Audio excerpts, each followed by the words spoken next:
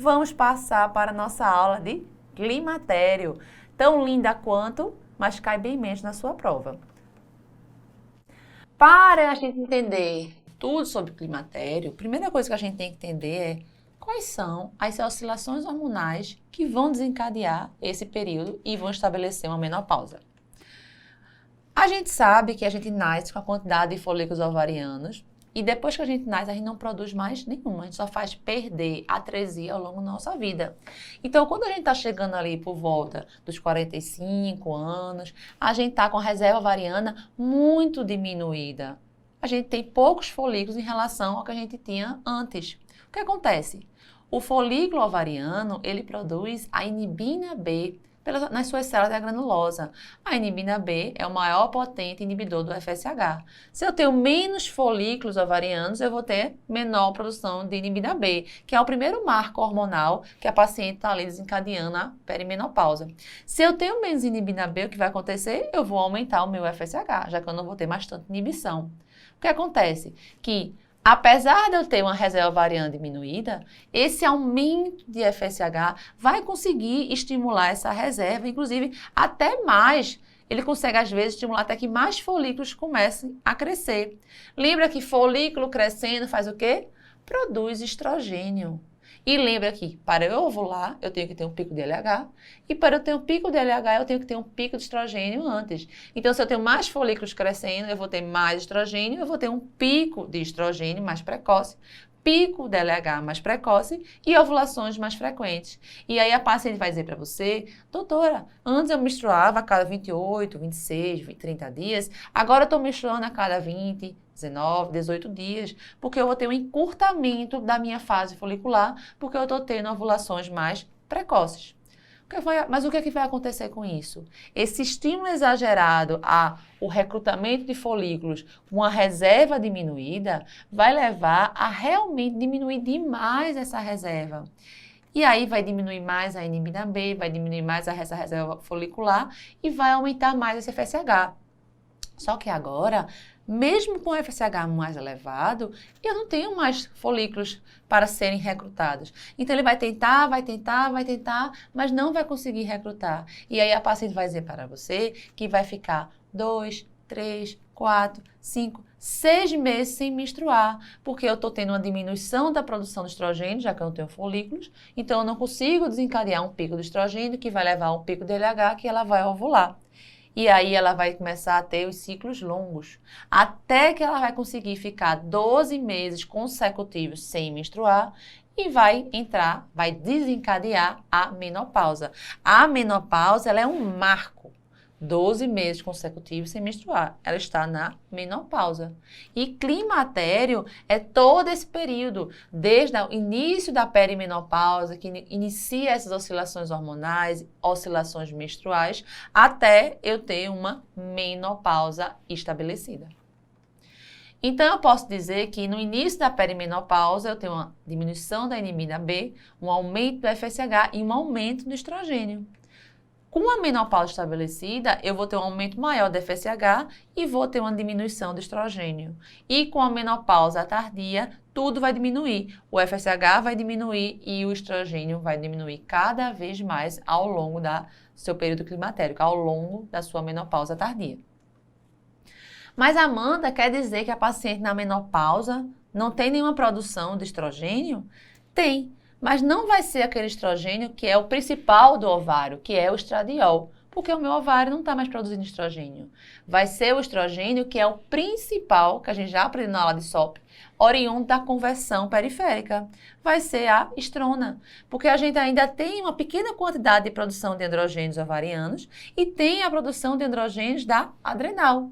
Então, essa paciente continua tendo bastante androstenediona, bastante não, né? Em relação à paciente menac não é bastante, mas em relação à testosterona, ela continua tendo a maior produção de androstenediona do que testosterona, então a maior conversão em estrona do que em estradiol. Então, a estrona é o principal estrogênio da paciente na menopausa e o estradiol é o principal estrogênio da paciente que menstrua, paciente do menacme.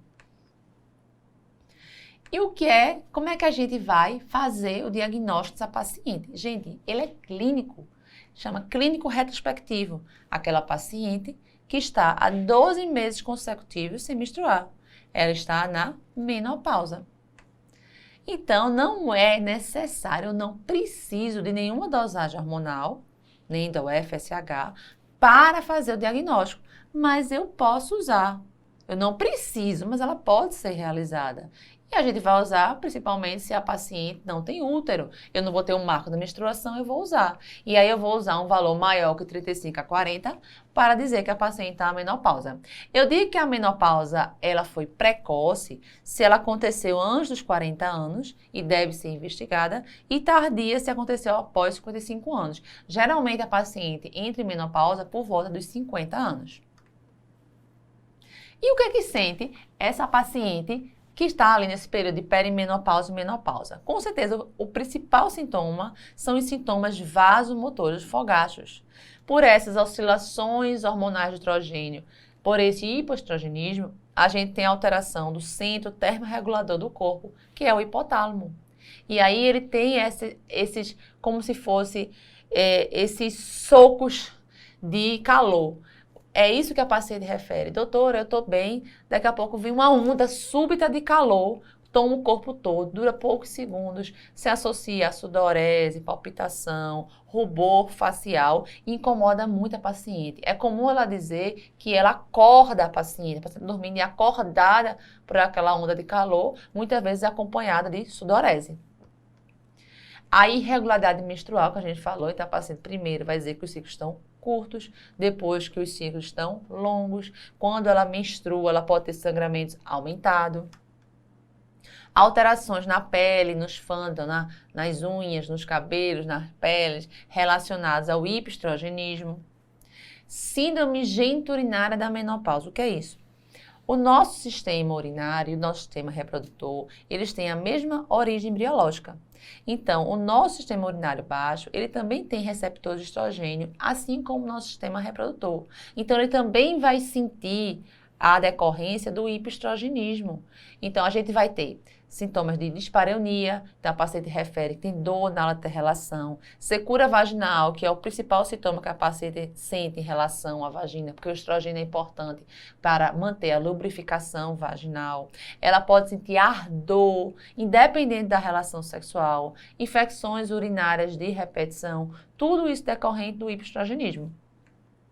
Distúrbios do sono e do humor, então a paciente é comum dizer, principalmente na perimenopausa, que tem dificuldade de dormir, ou que tem despertares mais noturnos, mais precoces, e não consegue voltar a dormir, que ela se sente muito irritada, que ela tem variações de humor muito súbitas. Alterações de libido, porque a gente também tem uma diminuição da produção de androgênios.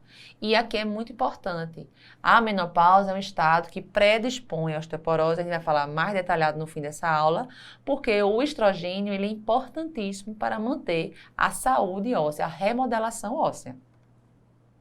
Vê essa questão da Unifesp 2019. Uma mulher de 50 anos de idade refere fogachos e irregularidade menstrual há 3 meses.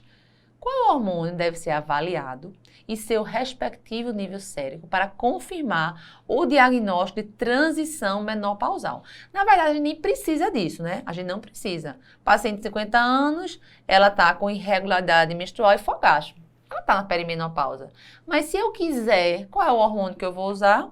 É o FSH e ele vai estar elevado. Olha essa questão aqui da PSU Minas Gerais 2019 para você não cair nessa pegadinha de diagnóstico de menopausa, de climatério, de perimenopausa. Paciente de 49 anos queixa-se de ondas de calor, fogachos, sudorese, calafrios, palpitações, irregularidade menstrual, tonturas, insônia e fadiga, bem sintomática. Considerando o que é necessário para o diagnóstico de climatério nessa paciente, assinar a alternativa correta. O que é que eu preciso para diagnosticar uma paciente no climatério? É a clínica.